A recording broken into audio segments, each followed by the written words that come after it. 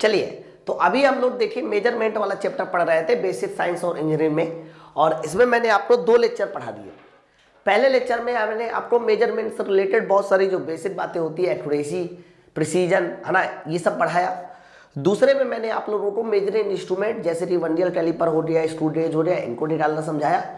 अब ये तीसरा और फाइनल लेक्चर होगा जिसमें हम लोग थोड़ा सा टॉलरेंस के बारे में पढ़ेंगे, सार्थक और कोटि मान निकालना सीखेंगे।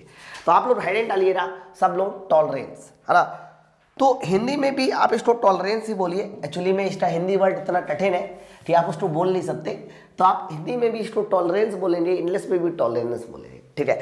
अब थोड़ा बात की गहराई को समझना कि ये आखिरकार टॉलरेंस है क्या, और ये बड़ी अच्छी बात होती है। मैं बताता हूँ। जैसे कि मैंने मान लीजिए मनिंदर यहाँ काम करता है लड़का, मैंने मनिंदर को कहा कि मनिंदर जाओ ये मार्कर ले आओ, ठीक है। मैंने मनिंदर को 50 रुपये दिए, तो मनिंदर कहता है कि सर एक बात बताओ, मान लो 50 रुपये से थोड़ा ऊपर नीचे मिला तब क्या करेंगे। तो हो सकता है कि इस मार्कर का जो दाम है वो मनिंदर को 50 रुपये से ज़्यादा या कम मिले, तो हम लोग कुछ पैसा एक्स्ट्रा या फिर हो सकता है कि कम पैसा लेके भी चले जाते हैं। तो एग्जैक्टली टॉलरेंस भी यही है। टॉलरेंस का मतलब ये होता है कि आप एग्जैक्ट वैल्यू को कभी भी फाइंड आउट नहीं कर सकते। मैं एग्जांपल देता हूँ। जैसे कि मान लीजिए आप कभी क्या बोलते हैं, किसी कंपनी में जाइए, और कंपनी में जाने के बाद आपसे ये बोला जा रहा है कि एक ऐसा जॉब बनाते दिखाइए, एक ऐसा वर्क पीस बनाते दिखाइए जिसका डायमीटर, जिसका व्यास पूरी तरीके से 25 mm है। एक ऐसा जॉब, एक ऐसा वर्क पीस बनाते दिखाइए जिसका व्यास, डायमीटर पूरी तरह से 25 mm है। तो बताइए क्या आप बना सकते हो एग्जैक्टली 25 mm?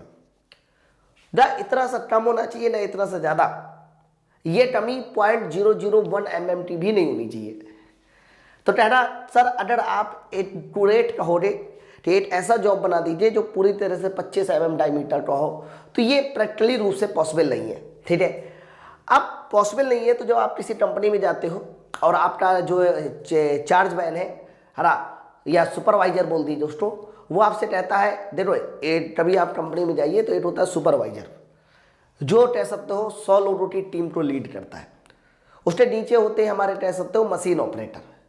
तो सुपरवाइजर ने कहा अपने मशीन ऑपरेटर से कि मुझे भाई इस तरह का जॉब चाहिए जिसका डायमीटर 25 mm है। तो मशीन ऑपरेटर तुरंत कहेगा देखो सर मैं पूरी तरह से 25 mm का नहीं दे पाऊंगा बना के। तो सुपरवाइजर ने कहा कि भाई कैसा दो रे फिर, तो उसने कहा इसमें लिमिट तो दो ना, 25 mm से थोड़ा ज़्यादा, 25 mm से थोड़ा कम, कुछ तो लिमिट दीजिए। तो सुपरवाइजर ने कहा अच्छा चलो ठीक है, एक काम करो कि आप अपना जॉब जो है वो 25 mm प्लस 0.3 माइनस 0.2 आप इसका बना लो। कहा अपना जो जॉब है वो प्लस 0.3 और माइनस 0.2 आप अपना जॉब का डायमीटर ये रख लीजिए। अब वो मशीन ऑपरेटर बड़ा खुश, क्यों खुश, थोड़ी 25 से प्लस 0.3 ऊपर जा सकता है, माइनस 0.3 नीचे जा सकता है। तो प्लस 0.3 ऊपर जाने का मतलब ये हुआ कि अगर मैं आपसे पूछूं कि बताइए इसकी अपर लिमिट क्या हो रही, यानी ज़्यादा से ज़्यादा वो जॉब कहाँ तक बना सकता है, तो मैक्सिमम बना सकता है 25.3 mm तक, 25.3 mm तक बना सकता है। और अगर मैं आपसे पूछूं कि बताइए इसकी लोअर लिमिट क्या होती है, तो कहना लोअर लिमिट आप कह सकते हो कि इसकी जो लोअर लिमिट होगी यानी कम से कम वो क्या बना सकता है। तो 25 में से 0.2 को घटा दो, तो जैसे ही 25 में से 0.2 को घटाएंगे तो 24.8 mm आ गया। देख लो, अब मशीन ऑपरेटर बड़ा खुश हो जाएगा, कहता था कि पहले वो उसे 25 mm का जॉब चाहिए था, बनाना था, अब वो लिमिट के बीच बना सकता है। यानी अगर उसके जॉब का डायमीटर 24.8 mm से 25.3 mm तक के बीच में भी बनता है, तो भी जॉब एक्सेप्ट होगा। हाँ, जॉब उस कंडीशन में एक्सेप्ट नहीं होगा जब ये 24.8 से कम हो या फिर 25.3 mm से ज़्यादा हो। बताइए बात सब लोग क्लियर है ना। तो इसका अर्थ ये हुआ कि आप कह सकते हैं कि अपर लिमिट कह सकते हो, लोअर लिमिट कह सकते हो। अपर लिमिट का मतलब ये होता है ऊपर वाली वैल्यू को जोड़ दीजिए, लोअर लिमिट का मतलब होता है नीचे वाली वैल्यू को। लेकिन उसको टॉलरेंस कितना मिला, मैं आपसे पूछूं कि बताइए उस मशीन ऑपरेटर को कितना टॉलरेंस मिला, तो कहना अगर उस मशीन ऑपरेटर का टॉलरेंस निकाला जाए तो टॉलरेंस कह सकते हैं कि अपर लिमिट में से लोअर लिमिट को घटा दीजिए, यानी 25.3 mm में से 24.8 mm को घटा दीजिए, तो देख लीजिए उसको जो टॉलरेंस मिला वो 0.5 mm का मिला। ये देखिए, तो जब भी कभी आपको टॉलरेंस निकालना हो और कहा जाए कि टॉलरेंस क्या होता है, तो सीधा सीधा ये बोलिए कि किसी भी जॉब को बनाते समय हमें लिमिट देने की आवश्यकता पड़ती है। उसी वजह से अपर लिमिट माइनस लोअर लिमिट, पहले अपर लिमिट निकाला फिर लोअर लिमिट निकाला। तो अपर लिमिट यानी उच्च सीमा में से निम्न सीमा को घटा दीजिए, अपर लिमिट में से लोअर लिमिट को घटा दीजिए। सर इसी अंतर को बताइए किस नाम से जानते हैं? टॉलरेंस के नाम से जानते हैं। ठीक है, तो क्लियर हो गया ना। और हमेशा इसी तरह से इसको रिप्रेजेंट किया जाता है ताकि आपको समझ में आ सके कि क्या है। ओके, तो ये टॉलरेंस। अब टॉलरेंस कई सारे तरह के हो सकते हैं, मैं बताता हूँ टॉलरेंस के एग्जाम्पल क्या क्या है। जैसे कि आप आगे देखिए, सर टॉलरेंस दो तरह के होते हैं। पहले टॉलरेंस को बोला जाता है यूनिलैटरल टॉलरेंस। हिंदी में आप मत लिखिएगा क्योंकि ये डायरेक्टली ऐसे भी पूछा जाता है, एक द्विसी इस तरीके से बोला जाता है, वो टफ है। आप इसको इंग्लिश में लिखिए यूनिलैटरल टॉलरेंस। और एक होता है bilateral tolerance. Sir unilateral tolerance क्या होता है, बाइलैटरल टॉलरेंस क्या होता है? तो यूनिलैटरल टॉलरेंस का मतलब होता है कि जब भी कभी टॉलरेंस बेसिक साइज के एक ही ओर दिया जाए। अच्छा, बेसिक साइज क्या होता है वो भी मैं बताऊं। मैंने कहा था कि मुझे अपने जॉब का डायमीटर 25 mm बनाना है। तो ये जो 25 mm बनाना था ना, ये जो 25 mm बनाना था, सर इसी 25 mm को बताइए किस नाम से जाना जाएगा? सर इसी 25 mm को बोला जाता है बेसिक साइज। बताइए, तो बेसिक साइज की बात करते हैं कि बताइए बेसिक साइज क्या होता है? तो आप सीधा सीधा बताइए कि जो शुरुआत में जॉब बनाना था वही बेसिक साइज है, फिर उसमें हमने लिमिट ऊपर और नीचे वाली दे दी है ना, तो इसे बेसिक साइज बोलते हैं। अब देखिए आगे आइए, सर यूनिलैटरल टॉलरेंस क्या होता है? तो यह टॉलरेंस बेसिक साइज के एक ही ओर दिया जाता है बच्चा। बिल्कुल, बेसिक साइज के एक ही ओर जब टॉलरेंस दिया जाए सर वो यूनिलैटरल टॉलरेंस। एक ही ओर का क्या मतलब है मैं बताता हूँ। जैसे कि मान लीजिए मैंने एग्जाम्पल के तौर पे आपसे कहा कि मैंने 25 mm को जो टॉलरेंस दिया वो 0.5 और प्लस 0.3 ऐसा कुछ टॉलरेंस दिया। तो आप मुझे बताइए ये जो टॉलरेंस दिया गया है ना, ये बेसिक साइज में 0.5 जोड़ने पर मिलेगा, 25 में 0.5, 25 में 0.3 अपन और लोअर लिमिट मिलेगी। तो ये बेसिक साइज के ऊपर साइड ही तो दिया, नीचे साइड नहीं आया ना। तो जब बेसिक साइज के एक ही ओर दिया जाए, अब या तो वो ऊपर हो सकता है और या फिर वो नीचे हो सकता है। जैसे कि मैं यहाँ पर 0.3 लिख देता और माइनस यहाँ 0.5 लिख देता, देख लो। तो कहने का मतलब ये है कि ये लिमिट बेसिक साइज के ऊपर दी रही है। अब देखो ये लिमिट बेसिक साइज के ऊपर दी रही है, देख लो। अगर मैं इसका अपर लिमिट पूछता तो 25.5 mm बताते है ना, लोअर लिमिट पूछता तो 25.3 mm बनाते हैं। ये लिमिट देखो बेसिक साइज के ऊपर दी रही है, जस्ट ऊपर। जबकि आप इसको गौर से देखिए तो बच्चा ये लिमिट कैसे दी रही है, ये लिमिट। अब देखो इसमें से 25 में से 0.3 घटाइए तो 24.7 आ जाएगा, 0.5 घटाइए तो 0.5 घटाने से 24.5 आ जाएगा, देख लो। तो इसका मतलब ये है कि ये लिमिट बेसिक साइज के नीचे की ओर दी रही है। तो जब भी कभी लिमिट एक ही ओर दी जाती है, या तो बेसिक साइज के ऊपर या फिर बेसिक साइज के नीचे, तो उसी को बोला जाता है यूनिलैटरल टॉलरेंस। क्लियर है ना। तो यूनिलैटरल टॉलरेंस को दिखाने का सर एक और तरीका भी होता है, मैं बताता हूं। छोटी कई बार एग्जामों में ये भी आता है। देखो अगर मैंने आपके सामने इस तरीके से एक हॉरिजॉन्टल लाइन खींची और मैंने इस लाइन को कह दिया कि सर ये लाइन मेरी बेसिक साइज है, ये लाइन क्या है? तो कहना मेरे भाई इस लाइन को मैंने कह दिया कि ये मेरा बेसिक साइज है, ये लाइन मेरी बेसिक साइज की लाइन है। तो मैंने कहा यूनिलैटरल टॉलरेंस का अर्थ होता है जो एक ही ओर दिया जाए। अब एक ही ओर दिया जाने का मतलब, तो आपने या तो ऊपर ही ऊपर दे दिया, देख लो ये, और या फिर आपने नीचे नीचे ही दे दिया, ये देखिए। तो या तो ऊपर ही ऊपर दे दिया या तो नीचे नीचे दे दिया, सर यही हमारा कहलाता है यूनिलैटरल टॉलरेंस, है ना। अब आप गौर से देखो ना सर, इसमें अपर लिमिट ये रही, अपर नहीं, ये लोअर लिमिट है, और ये क्या है सर? ये अपर लिमिट है, ये अपर लिमिट है। ओके, अब इसके बाद अगर यही चीज इसमें देखी जाती है तो ये तुम्हारी अपर लिमिट, ये लोअर लिमिट हो जाएगी। तो आप जब भी कभी बेसिक साइज के एक ही और टॉलरेंस देते या तो ऊपर या तो नीचे, तो समझ जाना वो हमारा यूनिलैटरल टॉलरेंस है। अच्छा, एक और होता है बाइलैटरल टॉलरेंस। देखो यह बेसिक साइज के दोनों ओर दिया जाता है। दोनों ओर दिया जाने का क्या मतलब है मैं बताता हूं। दोनों ओर दिए जाने का मतलब ये है कि जैसे कि मैंने 25 प्लस 0.3 किया माइनस 0.2 किया, प्लस 0.3 किया माइनस 0.2 किया। अब ये बताओ ये बेसिस साइज थे या तो ऊपर भी है और देख लो नीचे भी है, या नहीं ऊपर है और नीचे, तो दोनों ओर हो गया ना। अपर लिमिट इसकी देखिए तो अपर लिमिट हो जाएगी 25.3 mm एंड लोअर लिमिट हो जाएगी 24.8 mm।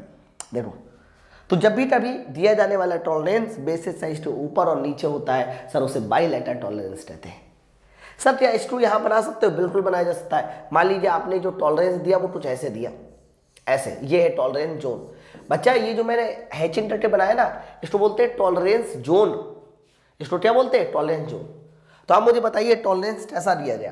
तो कहना ये अपर लिमिट हो रही तुम्हारी ये, और ये तुम्हारा क्या हो गया सर? ये हो गया लोअर लिमिट। चेक कीजिए तो ये बेसिस साइज तो ऊपर भी है और नीचे भी है। ओके, तो ध्यान रखना यूनिलैटरल टॉलरेंस जो हमेशा बेसिस साइज के ऊपर या फिर नीचे दिया जाए, और बाइलैटरल टॉलरेंस जो ऊपर और नीचे दिया जाता है। समझ में आ रहा होगा। मैं एक और एग्जांपल ले लेता हूं बाइलैटरल का। बाइलैटरल का एग्जांपल जैसे कि 24 पॉइंट, ऊपर मैंने 0.6 किया माइनस 0.3 किया। देख लो अब बताइए 24 में से कुछ एक जुड़ रहा है एक घट रहा है, तो ये ऊपर भी जाएगा और 24 से नीचे भी आएगा। सर इसको भी हम लोग बाइलैटरल टॉलरेंस ही कहेंगे। तो यूनिलैटरल और बाइलैटरल टॉलरेंस आप समझ लो क्या होता है, कई बार ये एग्जाम में आता है। और अगर वैल्यू निकालनी है तो वैल्यू निकालने के लिए एक ही फॉर्मूला इस्तेमाल करना है, और वो फॉर्मूला क्या होगा सर? टॉलरेंस निकालने का फॉर्मूला होता है upper limit minus lower limit. देखो upper limit minus lower limit करना, टॉलरेंस पता चल जाएगा। और टॉलरेंस को देखने के तुरंत बाद आपको ये पता करना आना चाहिए कि ये टॉलरेंस कैसा है, यूनिलैटरल है कि बाइलैटरल, वो मैंने आपको समझाया। ओके चलो अब आगे और देखिए। इसके बाद एक नई हेडिंग आती है जिसको बोलते हैं डेविएशन, विचलन। बहुत इंपॉर्टेंट हेडिंग है और कई बार ये एग्जामों में डायरेक्ट पूछी जाती है। डेविएशन, विचलन क्या होता है? समझिए विचलन क्या होता है। तो मैं विचलन को पहले समझा दूं क्या होता है, बहुत ध्यान से सुना। जैसे मैंने कहा कि सर एक काम करो, अब फिर से वही एग्जाम्पल सोचिए कि मान लीजिए मुझे एक जॉब बनाना है। मान लीजिए मुझे एक जॉब बनाना है और ये ऐसा जॉब बनाना है जिसका डायमीटर कितना है सर? जिसका डायमीटर 25 mm है। मुझे एक जॉब बनाना है जिसका डायमीटर कितना है सर? जिसका डायमीटर 25 mm 25 mm है। ठीक है सर, वेरी गुड। तो बच्चा कहा कि पूरी तरह से तो देखो बन नहीं पाएगा, मशीन ऑपरेटर ने कहा। तो कहा ठीक है भैया टॉलरेंस ले लो। देने वाले ने टॉलरेंस दे दिया 25 प्लस 0.3 और माइनस 0.2, ये टॉलरेंस दे दिया देने वाले ने। मैंने कहा वेरी गुड। फिर सवाल उठा कि बताओ ये यूनिलैटरल टॉलरेंस है कि बाइलैटरल है? कहा दोनों ओर दिया गया है, एक तरफ प्लस है एक तरफ माइनस, तो सर ये बाइलैटरल टॉलरेंस है, ऊपर भी है नीचे भी है। तो जब बाइलैटरल टॉलरेंस है यानी ऊपर भी है नीचे भी है, तो इसका अर्थ क्या हुआ सर? इसका अर्थ ये हुआ तो ये हमारा बाइलैटरल टॉलरेंस है। अपर लिमिट बताइए क्या है? तो अपर लिमिट इसकी हो जाएगी 25.3 mm, और लोअर लिमिट क्या है सर? लोअर लिमिट हो जाएगी 24.8 mm। बताइए upper limit lower limit clear हो गया। अब सवाल ये है कि तुम देखो सर जो भी जॉब बनाओगे अगर वो 24.8 mm और 25.3 mm के बीच में, मैं एक्सेप्ट कर लूंगा। बताइए यही तो मतलब है कि अगर आप 24.8 mm और 25.3 mm के बीच में कोई जॉब बनाओगे सर आई विल एक्सेप्टेड, मैं एक्सेप्ट कर लूंगा। मैंने कहा ठीक है बहुत अच्छी बात है। लेकिन बनाने वाले ने क्या किया? बनाने वाले ने क्या किया कि जो भी जॉब बनाया उसका जो साइज रखा यानी उससे जो बन गया एक्चुअल साइज जो आया उस जॉब का, वो इनके बीच में आया। थोड़ी देर के लिए मान लीजिए 25.8 mm आया। कितना आया?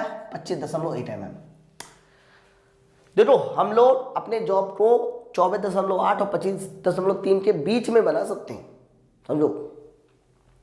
लेकिन जरूरी नहीं है कि हमेशा 24.8 बने और जरूरी नहीं है कि हमेशा 25.3 बने। इससे बीच में बन सकता है, कुछ भी बन सकता है। तो मैंने मान लीजिए जो मशीन में काम कर रहा था उसने जब जॉब बनाया तो उससे जॉब बन गया 25.8 mm का। तो अगर 25.8 mm का बना, इसे बोलते हैं हम लोग एक्चुअल साइज। क्या बोलते हैं? Actual size. अब डेविएशन कितने का हुआ? अगर मैं आपसे पूछूं कि बताइए डेविएशन कितने का हुआ, यानी कितना विचलन मिला, तो कहना सर बनाना तो था देखो 25 mm, बनाना था 25 mm, लेकिन बन गया 25.8, तो डेविएशन कितना हुआ? 0.1 mm का। कैसे निकाला?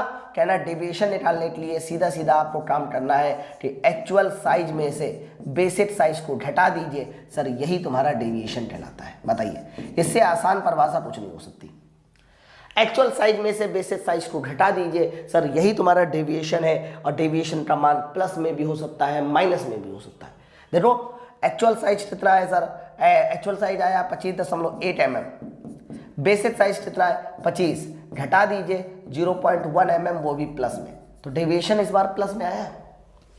लेकिन हो सकता है कि बनाने वाले ने अगर जॉब 25.8 ना बनाकर 24.9 बनाया होता, तो एक्चुअल साइज हो जाता 24.9 माइनस 25 करते, तो सर डेविएशन माइनस में भी आ सकता था। तो डेविएशन बच्चा प्लस में भी हो सकता है और डेविएशन जो है माइनस में भी हो सकता है। अब आपको देखना पड़ेगा कि डेविएशन कब प्लस में होता है, कब माइनस में। तो अगर एक्चुअल साइज का मान बेसिक साइज से ज्यादा है, अगर एक्चुअल साइज का मान बेसिक साइज से ज्यादा है तो डेविएशन प्लस में, और अगर एक्चुअल साइज का मान बेसिक साइज से कम है, एक्चुअल साइज कम है, तो निगेटिव भी हो सकता है, कुछ भी हो सकता है ना। तो डेविएशन समझ में आ गया। इसके बाद आता है भैया लोअर डेविएशन क्या होता है, अपर डेविएशन क्या होता है, ये मुझे बताओ। तो कहना बहुत आसान है सर, अगर आपको लोअर डेविएशन निकालना है यानी एलडी निकालना है, लोअर डेविएशन, तो आप क्या करो, ये जो एक्चुअल साइज है ना, इस एक्चुअल साइज की जगह पर लोअर लिमिट लग दो, lower limit minus basic size. जब लोअर लिमिट में से बेसिक साइज को घटा दोगे तो हमें पता चल जाता है लोअर डेविएशन। जब लोअर लिमिट में से बेसिक साइज को घटा दोगे तब हमें पता चल जाता है लोअर डेविएशन, है ना। तो लोअर डेविएशन निकालने के लिए lower limit minus basic size. कितनी थी लोअर लिमिट? कहना 24.8। ये देखो बेसिक साइज कितना था? 25। तो बताइए कितना आ गया? सर आ गया माइनस का 0.2 mm। ठीक है, तो इस बार लोअर डेविएशन माइनस में आया है, लेकिन ऐसा जरूरी हर बार नहीं हो सकता। मैं पहले बता दूं, हो सकता है ये प्लस में भी आ जाता। कैसे आ जाता? अगर आपकी जो लिमिट है ना वो ये ना दी जाती, लिमिट ये ना दी जाती 0.3 और यहां पर प्लस 0.1 होता, प्लस 0.3 प्लस 0.1 होता, तो लोअर लिमिट हो जाती 25.1 और 25.1 में से जब 25 घटाते तो ये प्लस में भी आ सकता था। तो आपको कहना ये है कि लोअर डेविएशन भी सर प्लस में भी हो सकता है, सर लोअर डेविएशन जो है सर माइनस में भी हो सकता है। लेकिन कब प्लस में होगा, कब माइनस में होगा? कहना जब लोअर लिमिट बेसिक साइज से ज्यादा होगी तब लोअर डेविएशन प्लस में होगा, और जब लोअर लिमिट बेसिक साइज से कम होगी तब माइनस। फॉर्मूला बस याद रखो, बाकी तो आप खुद ही कर लोगे सारा काम। सर अपर डेविएशन कैसे निकालेंगे अगर अकॉर्डिंग टू क्वेश्चन? तो कहना अपर डेविएशन निकालना है सर, एकदम आसान है अपर डेविएशन को निकालना, कुछ नहीं करना दोस्त, कुछ भी नहीं करना अपर डेविएशन निकालने के लिए। अपर डेविएशन निकालने के लिए बस आपको अपर लिमिट में से बेसिक साइज को घटाना है। अपर लिमिट में से बेसिक साइज को घटा दीजिए, सर अपर डेविएशन पता चल जाएगा।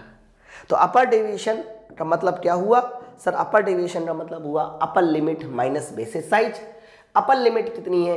25.3 mm है, और बेसिक साइज कितना है सर? बेसिक साइज 25 mm है। तो जल्दी बताइए अपर डेविएशन कितना हो गया सर? अपर डेविएशन हो गया 0.3 mm का अंतर है। अब आप लोगों में से बहुत सारे लोग सोच रहे होंगे सर यही तो टॉलरेंस था। नहीं बच्चा, टॉलरेंस ये नहीं था, टॉलरेंस था अपर लिमिट और लोअर लिमिट का अंतर। हाँ, टॉलरेंस था अपर लिमिट और लोअर लिमिट का अंतर, और डेविएशन होता है आपका लोअर लिमिट बेसिक साइज और अपर लिमिट और बेसिक साइज का अंतर। क्लियर है ना? या actual size minus basic size, तो बहुत बड़ा डिफरेंस है। अब आप खुद बताओ मुझे, इसका अगर मैं टॉलरेंस पूछता, इस सवाल में मैं इसका पूछता टॉलरेंस, तो टॉलरेंस का मतलब होता है अपर लिमिट में से लोअर लिमिट को घटा दीजिए, यानी 25.3 mm में से 24.8 mm को घटा दीजिए, तो बताइए कितना mm बच जाएगा? 0.5 mm बच जाएगा। ये देखो, ये है तुम्हारा टॉलरेंस। जबकि टॉलरेंस में ऐसा देखो कहीं नहीं आया लोअर डेविएशन में। ठीक है ना। तो बड़ा सही क्वेश्चन था, इस बात को याद रखिएगा। अब इसके बाद आगे बढ़ते हैं, ये बड़ा इंपॉर्टेंट है, अष्टलज्जा में बहुत ज्यादा पूछा जाता है। सर फंडामेंटल डेविएशन क्या होता है ना, इसको हम लोग कई बार मूल विचलन के नाम से भी जानते हैं। फंडामेंटल डेविएशन क्या होता है, तो जब भी कभी तुमसे पूछा जाए कि सर बताओ फंडामेंटल डेविएशन क्या है, तो आप ऐसा कहना बच्चा कि फंडामेंटल डेविएशन का मतलब ये होता है, ये एक प्रकार का नियरेस्ट डेविएशन होता है। नियरेस्ट का मतलब बेसिक साइज के जो सबसे पास वाली वैल्यू होगी, वही हमारा फंडामेंटल डेविएशन कहलाएगा। मैं बताता हूँ कैसे। देखो दो तरह के मैंने डेविएशन बताया, एक बताया अपर डेविएशन और एक बताया लोअर डेविएशन। तो बच्चा मेरे फंडामेंटल डेविएशन या तो अपर डेविएशन होता है या तो लोअर डेविएशन हो सकता है, दोनों में से कुछ भी होगा, बट वो डेविएशन होगा जो बेसिस साइज के सबसे पास में होगा, बेसिस साइज के सबसे पास में। मैं बताता हूं इस बात को समझने के लिए मैंने देखिए यहां पर क्या लिया, सर एक लाइन मैंने ये ले ली, सर ये लाइन ले ली मैंने बेसिक साइज की, ये लाइन मैंने ले ली बेसिक साइज की। अब मैं इसमें दिखाने वाला हूं टॉलरेंस जोन। क्या दिखाने वाला हूं? Tolerance zone. तो मैंने क्या किया, इसमें सर एक टॉलरेंस जोन भी दिखा दिया। फॉर एग्जाम्पल ये रहा मेरा वो टॉलरेंस जोन,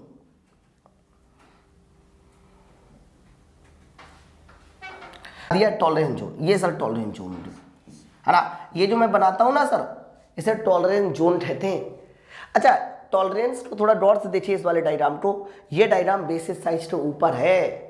हाँ तो बता सकते हो कौन सा टॉलरेंस है, तो सर ये यूनिलैटरल टॉलरेंस है, क्योंकि आपने बेसिस साइज के ऊपर ही दिया है, सर नीचे तो है ही नहीं, एक ही तरफ है। बताइए फिर मैंने आपको कहा कि एक होता है अपर लिमिट, सर ये वाली पॉइंट हो जाएगा तुम्हारा अपर लिमिट, ये वाला पॉइंट हो जाएगा तुम्हारा लोअर लिमिट। बताइए upper limit lower limit, basis size हमने खींच दिया। फिर मैंने कहा कि टॉलरेंस क्या होता है, तो टॉलरेंस होता है अपर लिमिट में से लोअर लिमिट घटा दीजिए, दैट मीन्स ये वाला क्षेत्र, या फिर आप यहाँ ना सोट के यहाँ सोट लीजिए, ये वाला क्षेत्र, ये लाइन सिर्फ इतनी लाइन, सर ये लाइन के लाई दी, सर इस लाइन को बोला जाएगा टॉलरेंस। सुनते रहना सब लोग, अपर लिमिट लोअर लिमिट, यानी यहाँ पर जो भी मान होगा, भाई 25 हो चुका है तो हो सकता है अपर लिमिट 25.4 हो, लोअर लिमिट 25.2 हो, क्योंकि दोनों ऊपर है, तो इन दोनों का अंतर सर टॉलरेंस कहलाएगा। फिर मैंने बताया डेविएशन, बताइए अपर डेविएशन लोअर डेविएशन क्या होता है। तो अपर डेविएशन का मतलब या लोअर डेविएशन का मतलब होता है लोअर लिमिट में से बेसिस साइज को घटा दीजिए, लोअर लिमिट में से बेसिस साइज को घटा दीजिए, ये सर लोअर डेविएशन होगा। फिर अपर डेविएशन क्या होगा, अपर लिमिट में से बेसिस साइज को घटा दीजिए, अपर लिमिट में से बेसिस साइज को घटा दीजिए, सर ये अपर डेविएशन होगा। बताइए बना लिया ऐसा। तो आप मुझे बताइए बेसिक साइज के कौन सा डेविएशन सबसे नजदीक है, तो कहना बेसिक साइज के जो सबसे नजदीक को जो डेविएशन नजर आ रहा है वो सर लोअर डेविएशन नजर आ रहा है। अब देखिए पास में, अपर डेविएशन दूर है ना। तो बताइए अगर ये लोअर डेविएशन पास में है तो इसका मतलब इसमें अगर मैं पूछूं कि फंडामेंटल डेविएशन बताइए इस कंडीशन में क्या होगा, तो कहना फंडामेंटल डेविएशन इस कंडीशन में लोअर डेविएशन होगा, फंडामेंटल डेविएशन इस कंडीशन में सर लोअर डेविएशन होगा। बताइए तो फंडामेंटल डेविएशन का मतलब होता है नियरेस्ट डेविएशन, है ना, और कहां से, फ्रॉम बेसिक साइज। तो nearest deviation from basic size, इसी को हम लोग फंडामेंटल डेविएशन कहते हैं। वेरी वेरी इंपॉर्टेंट, इस बात को याद रखना। तो मन में एक सवाल आता है कि सर क्या फंडामेंटल डेविएशन हमेशा लोअर डेविएशन होगा, सोचने वाली बात है। तो कहना ऐसा सर बिल्कुल नहीं है, क्योंकि मैंने डायग्राम ऐसा लिया था जिसमें ऐसा हो पाया, लेकिन हर बार ऐसा हो ऐसा जरूरी नहीं है। फॉर एग्जाम्पल मैंने अगर यही डायग्राम को ऐसे कुछ लिया होता, ऐसे लिया होता, ये देखिए ऐसे लिया होता, ये देखो ये लिया, तो आप मान लीजिए इस बार मैंने क्या किया, सर इस बार मैंने अपना टॉलरेंस जोन पूरा का पूरा बेसिक साइज के नीचे दिखाया है, देख लो नीचे।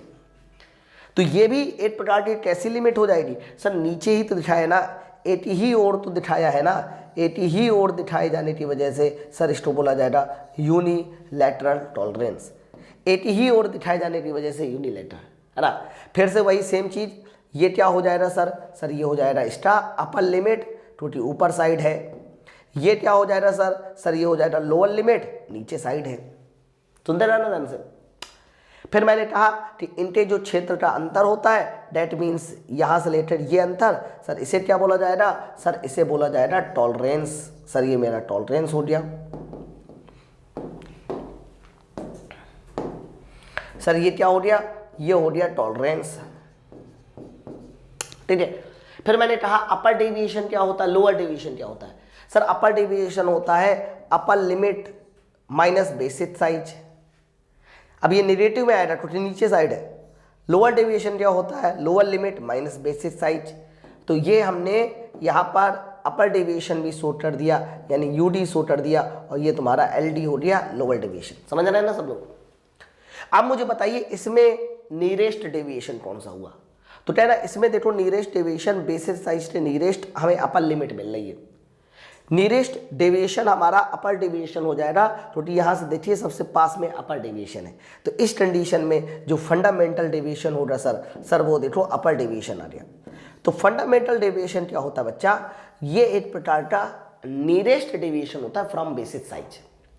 It may be lower deviation and it may be upper deviation, ठीक है। अब अगर आप चाहो तो एक डायग्राम अपनी तरफ से भी बना के एनालिसिस कर लो, है। मैंने मान लीजिए ये सब बता दिया, अब एक डायग्राम आप अपनी तरफ से भी बना लो। फॉर एग्जाम्पल मैंने एक फिर से टॉलरेंस जोन ऐसे दिखा दिया होता, ये देखो ये टॉलरेंस जोन मैंने फिर से ऐसे दिखा दिया होता। अब इसकी एनालिसिस आप खुद कीजिए, खुद करना मतलब अपर लिमिट क्या है, लोअर लिमिट क्या है अपर डेविएशन क्या है, लोअर डेविएशन क्या है, नियरेस्ट डेविएशन क्या होगा, ये सारी एनालिसिस आप खुद कीजिए, है ना। तो आई होप आपको डेविएशन समझ में आ रहा होगा। डेविएशन बहुत आसान होता है। डेविएशन का मतलब होता है actual size minus basic size. अब वो एक्चुअल साइज अपर लिमिट है तो अपर limit minus basic size, that is called upper deviation. इसी तरीके से लोअर डेविएशन, ठीक है। चलो आगे बढ़ते हैं। नेक्स्ट हमारा क्या है, अब देखो मैंने कुछ प्रश्न लिए हैं ताकि मैं आप लोगों को ये सारी चीजें बहुत अच्छे समझा सकूँ। ऊपर वाला एक पॉइंट हम लोग समझे, जैसे कि 3 एग्जाम्पल आपके सामने है। तो इतने एग्जाम्पल है आपके सामने, सर आपके सामने 3 एग्जाम्पल है, गौर से समझिएगा। 3 एग्जाम्पल है। अब तीनों एग्जाम्पल में थोड़ा गौर से देखिए, 25 माइनस माइनस ऐसे ही है। तो सर ये दोनों में माइनस है, यानी ये हमारा कहीं ना कहीं नीचे साइड दिया गया है। ये ऊपर साइड नहीं है, ये नीचे साइड है। दोनों नीचे साइड है, इसका मतलब ये कहलाएगा यूनिलैटरल टॉलरेंस। यूनिलैटरल टॉलरेंस, तो इसको बोला जाएगा सर ये टॉलरेंस कैसा है, यूनिलैटरल टॉलरेंस। चलिए अपर लिमिट बताइए मुझे इसकी क्या है। तो कहना अगर सर इसकी अपर लिमिट डालना चाहते हो तो 25 माइनस 0.002 कर दीजिए, तो कन्फर्म ये आ जाएगा 24.998। बताइए आ जाएगा। लोअर लिमिट निकालना चाहते हो तो लोअर लिमिट निकल के आ जाएगी 24.992, ये लोअर लिमिट हो रही। और आगे अगर mm में है तो आप mm में लिख लीजिए, आगे mm में है तो आप mm में कर लीजिए। बताइए, तो इसका मतलब ये हुआ कि अपर लिमिट और लोअर लिमिट आप लोगों को पता चले कि भाई अपर लिमिट थोड़ा इधर भाग रहा है ज़्यादा। हम लोग क्या कर रहे हैं, थोड़ा छोटा लिख दे रहे हैं, नहीं तो उधर बीच में आ जाएगा, है दूसरे के घर में चला जाएगा। तो अपर लिमिट हो जाएगी 24.998 mm, और लोअर लिमिट पूछी जाती इसकी तो लोअर लिमिट हो जाती सर 24.992 mm, ये हो जाएगा। ओके, अब सवाल ये है कि सर ठीक है अपर लिमिट लोअर लिमिट निकाल लिया और दोनों बेसिक साइज के नीचे साइड है, इसलिए यूनिलैटरल टॉलरेंस। अब मुझे बताइए जल्दी से, अगर मैं टॉलरेंस पूछूं कितना है, कहना टॉलरेंस इसमें से इसको घटा दो। तो जैसे ही आप घटाओगे आएगा, इसमें से इसको घटाओगे तो कितना टॉलरेंस नजर आएगा, इसमें से इसको घटा देंगे तो 0.008 में से 2 जाएगा 6। सर इतना mm का टॉलरेंस है, चेक कर लीजिए, ये हमारा टॉलरेंस है।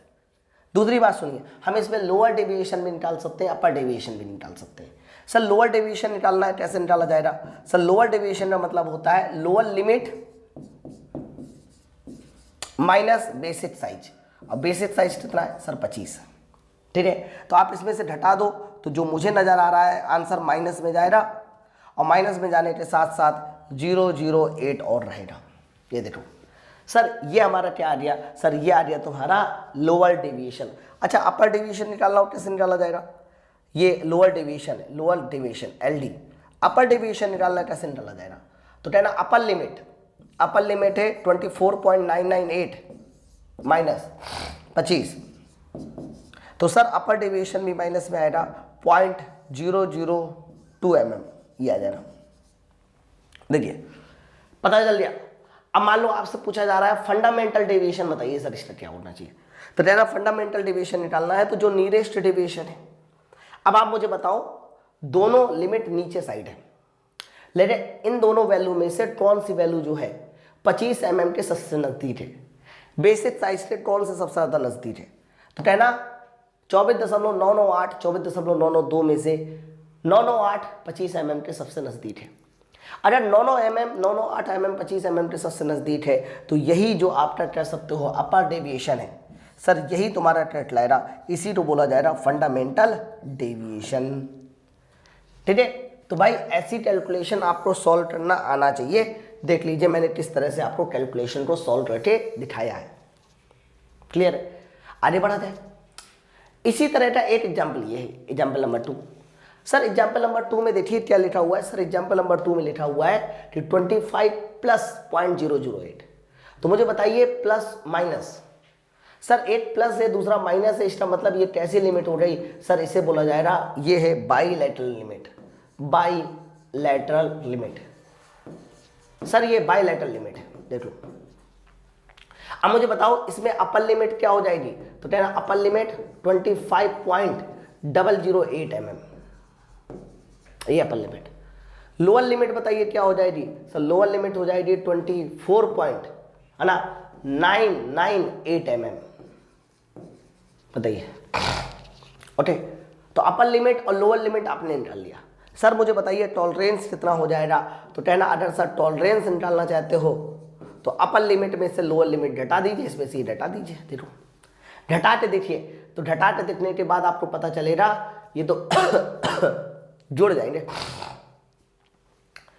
0.002 24.998 एकदम सही लिखा हुआ है, तो ये घटाया जाएगा।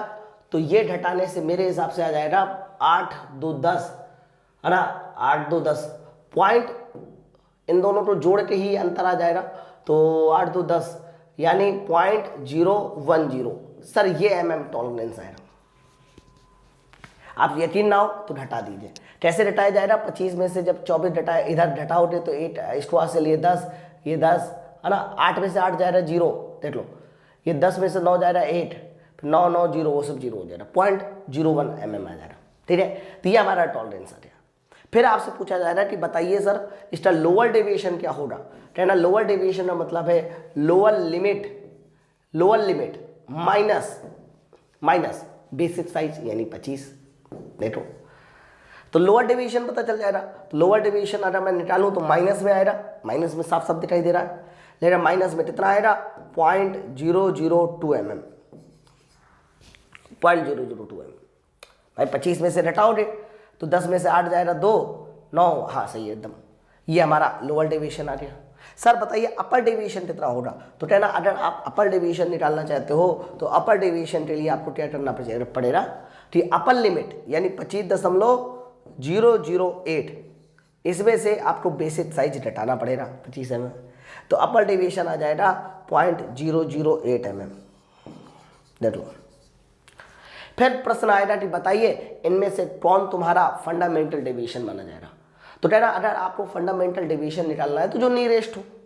अब मुझे बताइए 25.008 और 24.998 इनमें से कौन ज़्यादा नज़दीक है 25 के, तो कहना साफ साफ जो पता चल रहा है वो 24.998 पता चल रहा है ना, और नहीं है जोन बनाते देख लीजिए। तो सर 24.998 ये नज़दीक है, यानी लोअर लिमिट नज़दीक है, और जब लोअर लिमिट नज़दीक होती है तो इसका मतलब लोअर डेविएशन हमारा बताइए क्या हो जाएगा, सर ये फंडामेंटल डेविएशन हो जाएगा, फंडामेंटल डेविएशन आ जाएगा, है ना। तो जो नज़दीक हो लोअर लिमिट अपर लिमिट में से जो लिमिट नज़दीक हो सर वही डेविएशन बता दो, फंडामेंटल डेविएशन है।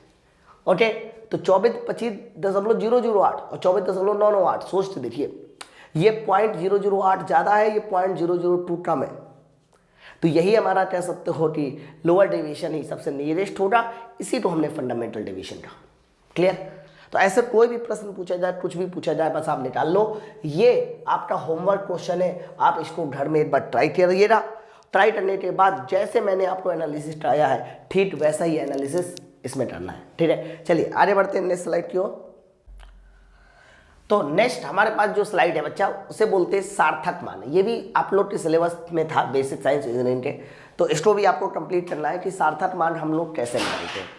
एक्चुअली में इसमें बड़ा कन्फ्यूजन होता है, इसलिए मैंने सारे के सारे पॉइंट लिख लिए हैं और इस सारे के सारे पॉइंटों से हम लोग सार्थक मान को दिखाएंगे कि क्या हमारे सार्थक मान हो सकते हैं। जैसे पहला वाला देखिए, all non zero are significant. देखो जो सार्थक अंक होता है ना, उसे हम लोग इंग्लिश से बोलते हैं सिग्निफिकेंट फिगर। ध्यान रखना, फिगर बोलिए या फिर इन्होंने डिजिट बोला है चलेगा, तो सिग्निफिकेंट फिगर या सिग्निफिकेंट डिजिट बोलते हैं।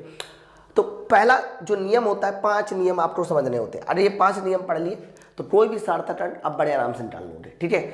जैसे कि पहला नियम क्या है, पहला नियम है all non zero are significant, यानी जितने भी अशून्य अंक होते हैं, ध्यान से सुनना, जितने भी अशून्य अंक होते हैं सर उन सबको सिग्निफिकेंट बोला जाएगा। All non zero are significant, जितने भी अशून्य सबको आप सिग्निफिकेंट बोलिए। जैसे कि मैंने कहीं पर लिखा हुआ है 8 2 4 8, अरे उसके अलावा मैंने लिखा हुआ मान लीजिए कितना लिखा हुआ है 1.334, मैं सारे के सारे अशून्य अंक ले रहा हूँ 3.142। मैंने अभी शून्य का इस्तेमाल नहीं किया और करना भी नहीं अभी। मैंने मान लीजिए इतने सारे जो है अशून्य अंक लिए और मुझे बताना है कितने सिग्निफिकेंट फिगर होंगे, यानी सार्थक अंक कितना होगा। तो कहना जितने भी अशून्य अंक होते हैं सबको सार्थक अंक काउंट करते हैं, तो 1 सार्थक अंक, 2 3 4, टोटल कितने सार्थक अंक हो गए 4। सर इसमें बताइए 1 3 3 4, टोटल कितने हो गए 4।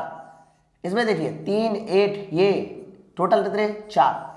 तो जब भी कभी आपके सामने अशून्य आए, ध्यान से सुनना, जब भी कभी आपके सामने अशून्य आए तो all non zero are significant, जितने भी नॉन जीरो डिजिट्स होंगे उन सबको आप सार्थक अंक मानोगे। अभी मैंने शून्य की चर्चा ही नहीं की है कि नहीं। चलिए दूसरा वाला, पहला वाला समझ आ गया, शून्य भी नहीं कहीं लगाना। दूसरा वाला पॉइंट सुनिए क्या, zero between 2 non zero digits. मतलब अगर ऐसा कोई जीरो आता है, अगर ऐसा कोई जीरो आता है जो 2 नॉन जीरो के बीच में आए, मैं इंडियन जीरो की भी बात नहीं कर रहा हूं। देखो इंडियन जीरो का मतलब होता है कि या तो शुरुआत में वो जीरो होगा या फिर अंत में होगा। मैंने इंडियन जीरो की बात नहीं की अभी, मैंने बात की है zero between 2 non zero digits, यानी 2 नॉन जीरो डिजिट के बीच में जो कुछ भी आएगा सबको सार्थक अंक मानोगे, है ना, आर सिग्निफिकेंट। तो मान लीजिए मैंने कहा कि 1.003, देख लो 2 नॉन जीरो के बीच में आ गया ना जीरो, 2 नॉन जीरो के बीच में 2.004, ओके। अब अभी मैंने इंडियन जीरो नहीं लगाऊंगा, नहीं तो कंफ्यूज हो जाओगे आप लोग। इसके अलावा मैंने मान लीजिए लिख दिया 1003, है ना, मैंने लिख दिया 4505। तो मैंने क्या कहा, मैंने ये कहा कि zero between 2 non zero digits, zero between 2 non zero digits are significant. तो ये सब 2 नॉन जीरो के बीच में आए हैं, 1 2 3 4, ये 4 सिग्निफिकेंट फिगर होंगे। इसमें भी देखिए जीरो को काउंट किया जाएगा, इसलिए कितने हो जाएंगे 4। इसमें 8 और 3 के बीच में 2 जीरो है, तो इसमें भी 4। 2 नॉन जीरो के बीच में अगर कोई जीरो आता है उसे आप सिग्निफिकेंट फिगर काउंट करोगे, दैट मीन्स इसमें भी कितने होंगे सर, इसमें भी 4 होंगे, है ना। तो बीच वाले जीरो तो बड़े आराम से कैलकुलेट कर सकते हो, लेकिन जैसे ही हमें इनिशियल जीरो और इंडियन जीरो की बात आती है ना, ये सबसे ज्यादा कंफ्यूजन रहता है। देखिए क्या है, initial zero are never significant, मतलब जो इनिशियल जीरो होंगे कभी भी आप उनको सिग्निफिकेंट नहीं मानोगे, वेरी वेरी इंपॉर्टेंट। जैसे कि कहीं पर मान लीजिए लिखा हो इनिशियल जीरो है, अभी आप इंडियन जीरो को कैलकुलेशन मत करना, इनिशियल जीरो है। तो मान लीजिए मैंने आपसे कहा कि ये रहा 0.003, ऐसे कहीं आपके सामने लिखा, मैं इनिशियल जीरो ही लगाऊंगा, आगे नहीं। मान लीजिए आपके सामने कहीं लिखा होता 0.0303, देख लो। मान लीजिए आपके सामने लिखा होता कि 0.0401, ऐसे कुछ लिखा होता। तो इन्होंने क्या बोला, initial zero are never significant, मतलब इनिशियल जीरो को कभी भी आपको सिग्निफिकेंट नहीं मानना है। तो भाई मेरे ये बताओ, इनिशियल जीरो को कभी सिग्निफिकेंट नहीं मानना। एक और एग्जाम्पल ले लीजिए, मान लीजिए अगला एग्जाम्पल लिखा हुआ है 0.00101 हो गया, चलो ले लेते हैं। ये 4 एग्जाम्पल लिखे, मैंने पूछा कितना सार्थक अंक होगा। तो इनिशियल जीरो को कभी भी सिग्निफिकेंट नहीं मानना है, इस बात को याद रखना। तो भाई मेरे ये तुम्हारा इनिशियल जीरो है, ये तुम्हारा इनिशियल जीरो है। सर भले ही दशमलव के आगे है तो क्या हुआ, है तो इनिशियल ना। तो चाहे दशमलव के आगे हो या दशमलव से पहले हो, सर उसे कभी सिग्निफिकेंट नहीं मानना है। सर 4 को माना जाएगा बिल्कुल, क्यों, क्योंकि सभी अशून्य अंक सिग्निफिकेंट होते। 8 को माना जाएगा बिल्कुल। अब ये वाला जीरो माना जाएगा नहीं माना जाएगा, तो देखो क्या लिखा हुआ है, zero between 2 non zero digits, यानी 2 नॉन जीरो डिजिट के बीच जीरो आएगा, सर वो सिग्निफिकेंट होगा। तो बताइए टोटल कितने सिग्निफिकेंट हो रहे, सर 3 हो रहे। चलिए इधर आइए बताइए, तो कहना 3 को माना जाएगा, 3 को माना जाएगा, और 2 नॉन जीरो के बीच में कोई जीरो आता है उसे भी माना जाएगा। लेकिन इनिशियल जीरो को are never significant, initial zero कभी सिग्निफिकेंट नहीं होते। तो बच्चा ना तुम इसे सिग्निफिकेंट मानोगे ना इसे मानोगे। तो टोटल कितने सिग्निफिकेंट फिगर हो गए, सार्थक अंक कितने हो गए, सर 3 हो गए। चलिए इसे बताइए, बताइए इसमें। तो कहना initial zero are never significant, initial zero are never significant, देख लो सर 8 होगा। चलिए इसे बताइए, initial zero are never significant, initial zero are never significant but zero between any 2 non zero digits, यानी जो नॉन जीरो डिजिट के बीच zero आया है उसे सिग्निफिकेंट माना जाएगा, ये माना जाएगा, ये माना जाएगा, ये। तो बताइए कितने सिग्निफिकेंट फिगर, इसमें 3। तो हर एक में तुम्हें सार्थक अंक पता होना चाहिए। ओके, तो यहां पर अभी हमने तीसरे वाले नंबर पे इनिशियल जीरो की बात की है, इस बात को समझे रहना। हमने एंडिंग जीरो की बात नहीं की। अब इसके बाद आ जाता है तुम्हारा एंडिंग जीरो, जो अंत में लगे होंगे। अब सबसे लास्ट में भी लगाएंगे हम लोग, हैं। तो ending zero are significant if, ending zero are significant if लिख लीजिए यहां पर, if they appear after decimal, यानी एंडिंग जीरो को आप सिग्निफिकेंट तभी मानना जब वो दशमलव के बाद में आए हो, जब वो दशमलव के बाद में आए हो। दशमलव के पहले है तो कभी भी आप एंडिंग जीरो को सिग्निफिकेंट नहीं मानोगे। Very very important concept. दशमलव के पहले आए हैं तो कभी भी सिग्निफिकेंट नहीं मानोगे, दशमलव के बाद आए हैं तो सिग्निफिकेंट माना जाएगा। एग्जाम्पल देखिए, जैसे कि मैंने लिखा 0.002010 ऐसे लिखा। मैं आपसे पूछूं बताइए कितने सिग्निफिकेंट फिगर है, तो कह रहा देखो दो सर 2 और 1 तो हो रही होगा। फिर मैंने कहा था इनिशियल जीरो कभी सिग्निफिकेंट नहीं होता। फिर मैंने ये भी कहा था कि zero between any 2 non zero significant होगा। और फिर मैंने एक और पॉइंट यहां पर देखो चौथा नंबर लिखा है, ending zero are significant if there I appear after decimal. तो देखो दशमलव के बाद जो एंडिंग जीरो आएंगे, अब दशमलव के बाद एंडिंग जीरो तो ये है ना, दशमलव के बाद एंडिंग जीरो, ये दशमलव के पहले वाला नहीं, ये इनिशियल जीरो है। तो दशमलव के बाद जो हमारे एंडिंग जीरो, एंडिंग का मतलब सबसे अंत में, ठीक है। तो कितने टोटल सिग्निफिकेंट फिगर हो गए, कह देना इसमें सर 4 सार्थक अंक हो गए। कितने होंगे, 4। कुछ नियम आपको समझने पड़ेंगे बच्चा, बिना नियम समझे नहीं सवाल सॉल्व होगा, ठीक है। और एग्जाम्पल देख लेते हैं, ऐसा नहीं है। जैसे कि कहीं पर लिखा हुआ है, मान लीजिए 1 पॉइंट, मान लीजिए कहीं पर लिखा हुआ है 1.0300, ये देखो पूछा जाए कितने सिग्निफिकेंट फिगर। तो कहना अगर सिग्निफिकेंट फिगर चाहिए तो भैया 8 और 3 तो देखो होंगे है। फिर zero between any 2 non zero significant, ending zero are significant if they appear after decimal. दशमलव के बाद वाले जितने भी हमारे एंडिंग जीरो होते जो दशमलव के बाद हो, तो दशमलव के बाद वाले ये है सर, ये सिग्निफिकेंट होंगे। तो इसका मतलब कितने सार्थक अंक हो गए, सर 5 हो गए। चलो और देखिए, मान लीजिए आपके सामने मैं एक और एग्जाम्पल देता हूं। मैंने मान लीजिए 4200 एग्जाम्पल दिया, ठीक है, या हाँ 4200 ही दिया, 4200 दिया। तो 4200 दिया। अब देखो मैंने कहा था कि दशमलव के बाद वाले एंडिंग जीरो सिग्निफिकेंट होते हैं, दशमलव के बाद वाले, दशमलव के पहले वाले तो नहीं। तो ये दशमलव कहीं लगा ही नहीं, तो दशमलव के पहले वाले हो गए ना। तो दशमलव के पहले वाले में ये दोनों तो सिग्निफिकेंट हो गए, बस ये दोनों सिग्निफिकेंट नहीं होंगे, जिसकी वजह से 2 सार्थक। इसमें बड़ा कन्फ्यूजन होता है। ज्यादातर बच्चों को लगता है कि 4200 में चारों सिग्निफिकेंट है, चारों का मतलब है, नहीं नहीं नहीं नहीं नहीं, कतई मतलब नहीं। वो एक अलग बात होती है जो जिस तरह से आप मतलब निकाल लो। तो 4200 में क्या है कि ये 0 इंडियन 0 है, सबसे लास्ट में है, लेकिन दशमलव से पहले है।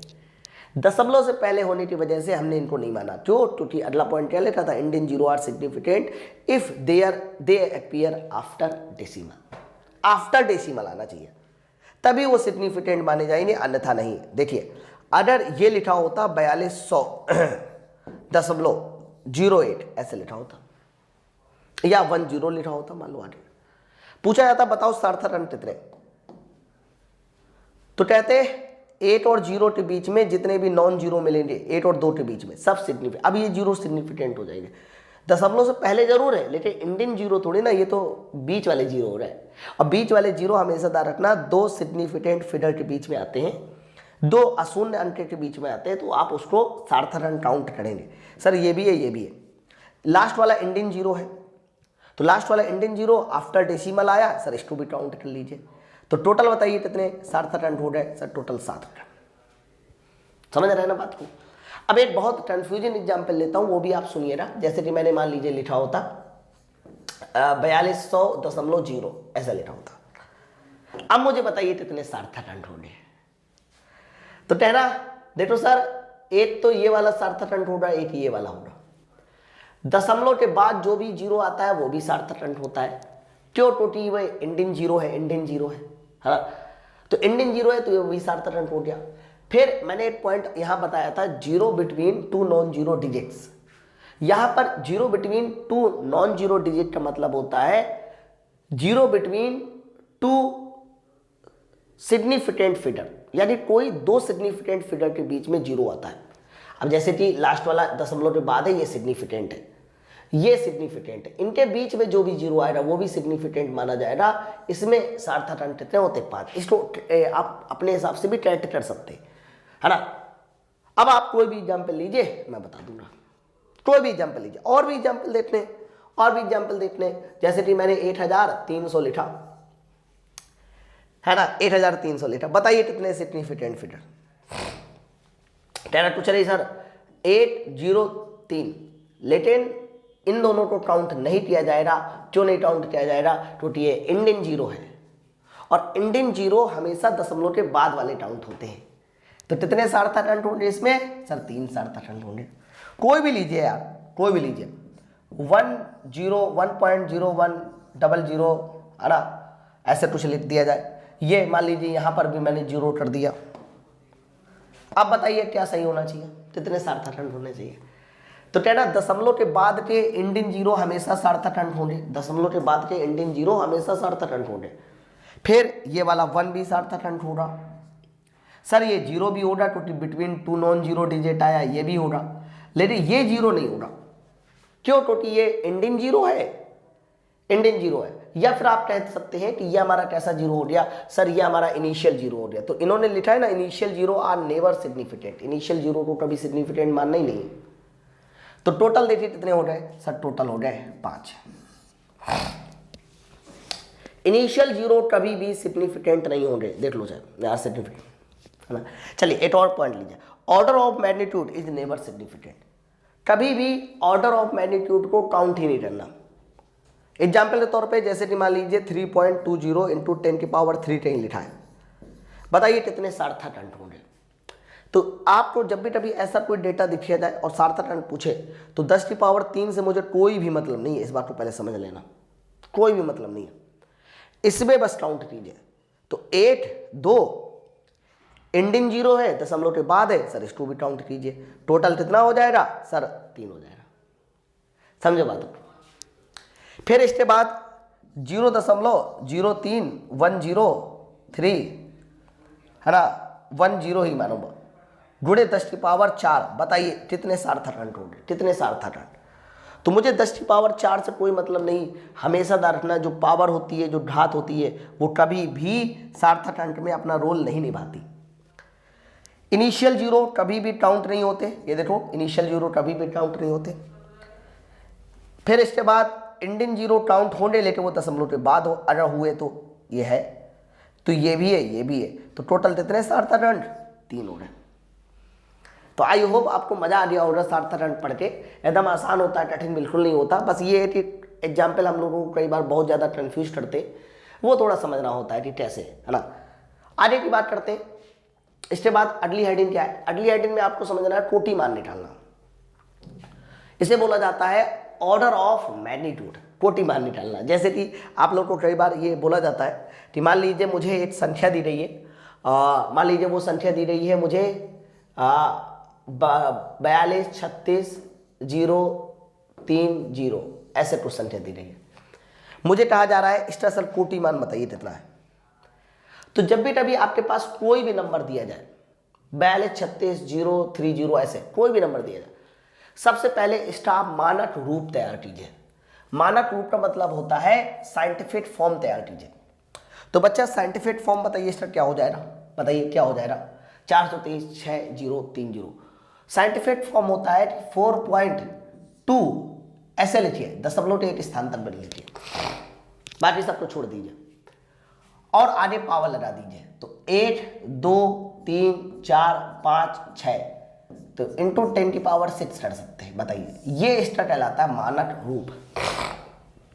क्या कहलाएगा? मानक रूप। तो हमने वो जो 6 जीरो थे दशमलव के बाद वाले, उनको 10⁻6 में कन्वर्ट कर दिया, है कि नहीं। 4.2 इंटू 10⁻6 मानक रूप तैयार कर लिया।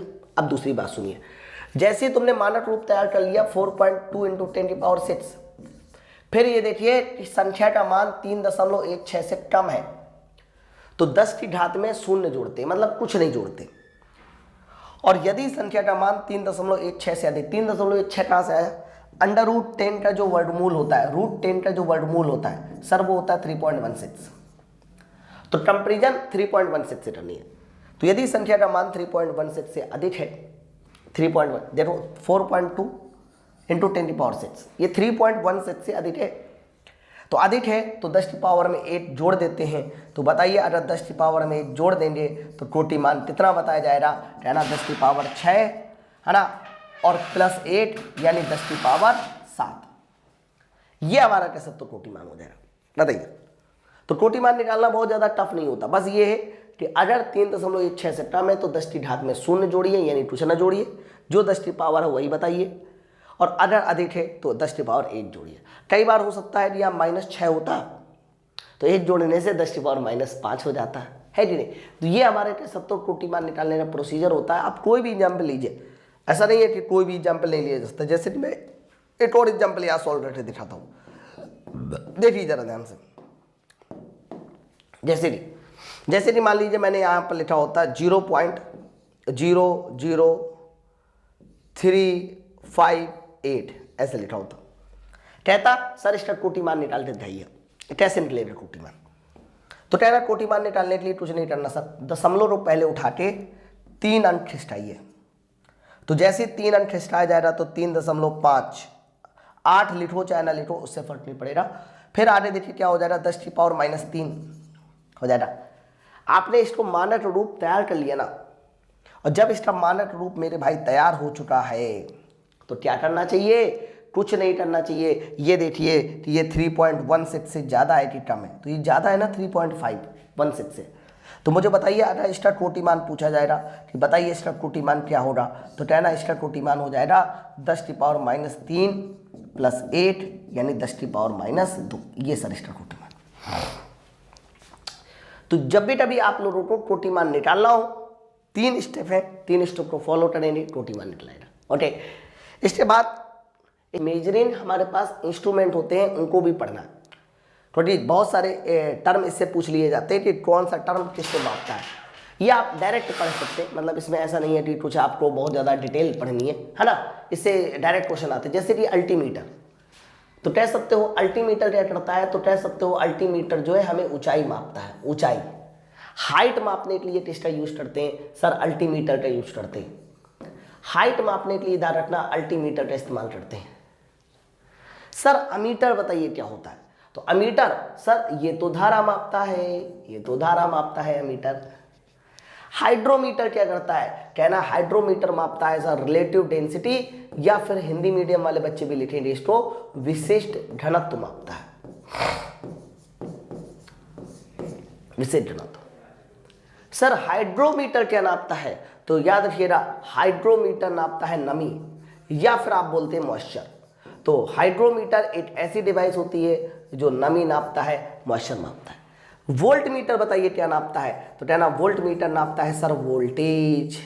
देखो लैक्टोमीटर क्या नापता है? सर लैक्टोमीटर नापता है दूध की शुद्धता, प्योरिटी ऑफ मिल्क, दूध की शुद्धता। चीज बैरोमीटर, अगर मैं आपसे पूछूं बताइए बैरोमीटर क्या नापता है? तो क्या ना बैरोमीटर नापता है एटमॉस्फेरिक प्रेशर यानी वायुमंडलीय दाब। अब बैरोमीटर क्या होता है उस सब की चर्चा हमने अपने क्लास में कर रखी है। आगे चलते जब आप वेट मास वेट इंटेंसिटी पढ़ोगे तब भी हम लोग चर्चा करेंगे। तो बैरोमीटर वायुमंडलीय दाब मापता है। पायरोमीटर क्या नापता है? क्या ना पायरोमीटर एक ऐसी डिवाइस होती है जो उच्च तापमान नापती है यानी हाई टेम्परेचर मापता है, उच्च तापमान। तो उच्च तापमान को मापने के लिए हम लोग पायरोमीटर का इस्तेमाल करते हैं, है कि नहीं? तो इनमें से कुछ भी आपसे पूछा जाए आप बता देना, ठीक है। आगे देखते हैं इसी तरह के कुछ और मेरे पास डिवाइस है, जैसे कि ओडोमीटर क्या काम करता है? तो कह रहा ओडोमीटर ये गाड़ियों में लगा होता है। आपकी गाड़ी 10 किलोमीटर चली, 20 किलोमीटर चली, 50 किलोमीटर चली, कितने किलोमीटर चली है ये बताने का काम ओडोमीटर करता है। यानी ओडोमीटर क्या नापता है? सर ओडोमीटर नापता है इसकी दूरी। एक्ट्रोमीटर क्या करता है? सर एक्ट्रोमीटर भी ऊंचाई मापता है। एक्ट्रोमीटर भी क्या मापता है? सर ऊंचाई मापता है। फैदोमीटर सर ये गहराई मापता है, गहराई, समुद्र की गहराई फैदोमीटर से नापी जाती है। सेक्सटेंट ये एक प्रकार का एंगल मापता है। तो एंगल मापने का काम सेक्सटेंट करता है। याद रखना ये ऐसा नहीं कि 30 डिग्री का, जितने भी उल्टे सीधे एंगल है मतलब 30.33 वगैरह वो सब नाप लेना। स्ट्रोबोस्कोप सर ये क्या नापता है? क्या देना, ये आवृत्ति को मेजर करता है, फ्रीक्वेंसी को मेजर करता है। स्पीडोमीटर सर ये स्पीड बताता है, लेकिन कई बार आपको कंफ्यूज करने के लिए वेलोसिटी दे देता है। तो वेलोसिटी नहीं बताता स्पीडोमीटर, स्पीड। और वो भी कौन सी स्पीड? क्या देना, इंस्टेंटेनियस स्पीड बताता है यानी तात्क्षणिक चाल बताता है। वेंचुरीमीटर क्या करता है? सर ये बताता है विसर्जन, जिसको आप डिस्चार्ज बोलते हो, विसर्जन। पोटोमीटर, ये जो पोटोमीटर होता है ना ये बताता है हमारा पौधे की वृद्धि, प्लांट की वृद्धि। यानी प्लांट की क्या बताता है? सर प्लांट की ग्रोथ बताता है, ग्रोथ ऑफ प्लांट, पोटोमीटर। वो तो और जेनोमीटर होता है। पोटोमीटर एक होता है पोटेंशियोमीटर।